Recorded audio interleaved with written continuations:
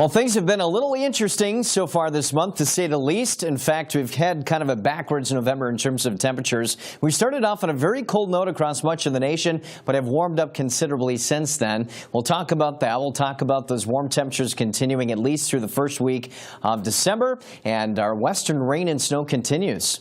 Well, Minneapolis, it has been a very warm stretch over the last couple of days, last few days. In fact, we hit 60 degrees on Friday, good enough for a daily high temperature record. Then we hit 60 yesterday, not quite enough for a record. But as you can see here, the calendar in terms of departures from highs, you can see a number of blue numbers there at the beginning of the month indicating very cold temperatures. But as of late, especially the last several days, we've been warmer than average. There's Friday, a record high 24 degrees above average, and then yesterday 26 degrees above average. And we haven't had much snow. In fact, 0.6 of an inch of snow, and that could be good enough for the 8th least snowy November on record. Here's the snowfall expected through the end of the week, which again, Friday is our first day of December, so I think we are going to have tied for the 8th least snowy November on record. A little bit of light rain and snow may be pushing in on Thursday, but nothing significant. Temperature-wise here today, well above average, 10 to 20 degrees,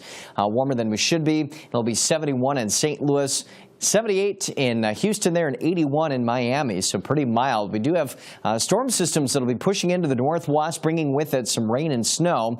The extended outlook into the second part of, or at least second week of December, shows warmer than average conditions continuing off to the east, but cooling starting to show up across the Rockies. All right, there's your winter weather headlines, and certainly some very heavy tallies of snow in the highest elevations. We're also tracking some pretty decent moisture in the northwest, but that's about it. Nationally speaking, very quiet, at least as we continue on through the end of November.